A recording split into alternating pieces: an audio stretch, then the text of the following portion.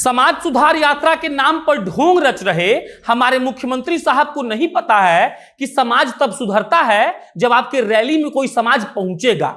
और जिस दिन से मुख्यमंत्री साहब ने यह तय किया है कि वो पूरे बिहार का दौरा करेंगे, उस दिन से जदयू के नेता लोग बहुत खुश हैं कि हमारे मुख्यमंत्री जी पूरे बिहार में घूम घूम कर समाज को सुधारने के लिए यात्रा कर रहे हैं। लेकिन अगर हम ये सवाल पूछ लें कि आपके उन रैलियों में कितने समाज के लोग पहुंच रहे हैं, तो आपके मुंह से कोई जवाब नहीं निकल पाएगा। अरे हुजूर, आपको तो यह भी पता नहीं है कि समाज होता क्या है। समाज वो कतई नहीं होता है जो टेंट के पीछे दारू के बोतल को और कचड़े को छिपाकर मुख्यमंत्री जी को यह दिखाता है कि उसका शहर कितना साफ है। समाज दरअसल आईना होता है और यह हमारे मुख्यमंत्री साहब को नहीं पता है।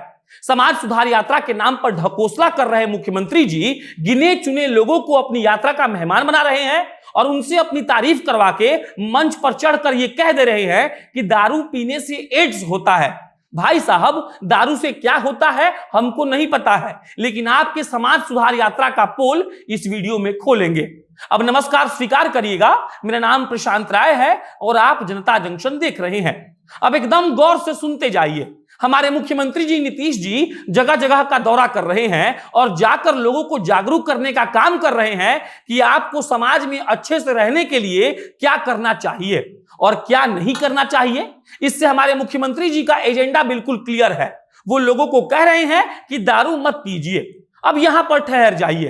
दूसरा भाग ये कि मुख्यमंत्री जी बीतों दिनों गोपालगंज गए थे और जब गोपालगंज गए तो वहां के मेरे मित्रों ने मुझे फोन किया और बताया कि किसी को भी भाषण के स्थल पर जाने की इजाजत नहीं थी।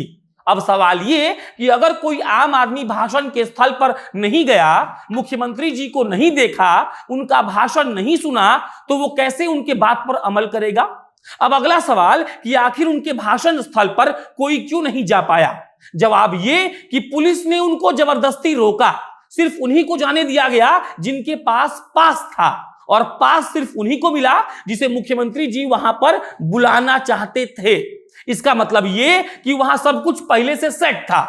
कौन जाएगा, कौन नहीं जाएगा, किसको अवार्ड मिलेगा, इसकी सेटिंग करके मुख्यमंत्री साहब हर जिले में जा रहे हैं और जाकर कह रहे हैं कि दारू पीने से एड्स होता है और अगर आपको दारू पीने की आदत है तो आप बिहार में मत आइए।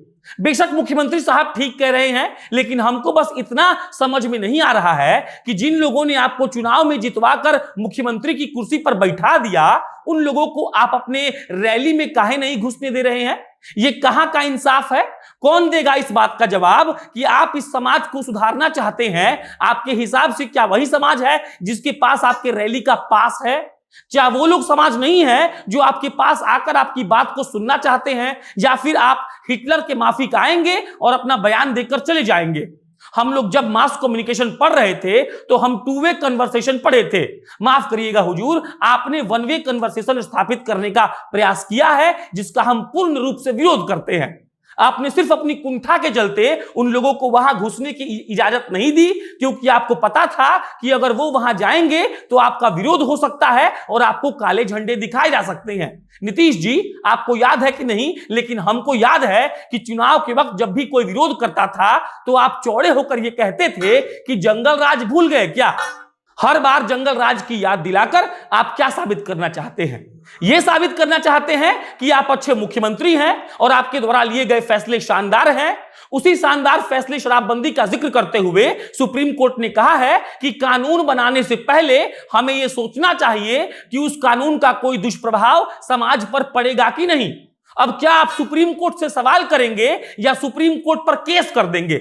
जिस नेता को इतनी हिम्मत नहीं है कि वो अपनी रैली में या फिर किसी यात्रा में आम लोगों को आने की इजाजत दे, उस नेता को मुख्यमंत्री की कुर्सी पर आखिर कैसे कोई बैठा हुआ देख सकता है। आप ऐसा बिल्कुल मत सोचिए कि हम बायस्ड होकर आपका विरोध कर रहे हैं, अपितु आपको यह सोचना चाहिए कि जिस गोपालगंज को आपके आने पर सजाया गया था, उस गोपालगंज के लोगों को क्या यह श्रद्धा नहीं होगी कि वो अपने मुख्यमंत्री को देख सके, खड़े होकर उनकी बात सुन सके, और उनके मुख्यमंत्री इतने बड़े कायर निकले कि किसी को घुसने ही नहीं दिया गया। अगर ऐसी ही बात थी तो आपको अपनी यात्रा का नाम समाज सुधार यात्रा नहीं रखना था। आपको इस यात्रा का नाम रखना था नीतीश जी से अपनों का मेल मिलाप यात्रा। क्योंकि वहां पर वही लोग नहीं जा पा रहे हैं जो शायद आपके अपने नहीं हैं। और वैसे भी अगर आम लोग पहुंच जाते तो फिर आपसे सवाल पूछ देते, आपको काले झंडे दिखा देते, और फिर आपको गुस्सा आता तो आप याद दिलाते उसी जंगल राज का, और फिर ये यूं ही 50 साल तक चलता रहेगा जहां बिहार का विकास नहीं होगा। बस बिहार के इतिहास को बताकर आपको डराया जाएगा और कभी आपको खुश किया जाएगा और हम जस के तस बने रहेंगे। बाकी मुख्यमंत्री जी को उनके यात्रा के लिए बहुत बधाई। दारू पर शोध से आपको अगर फुर्सत मिले तो जिस जिस जिले में जा रहे हैं वहां जाकर देखिए कि कितनी फैक्ट्रियां बंद है और आपकी सरकार हाथ पर हाथ धरे हुए बैठी हुई है। धन्यवाद।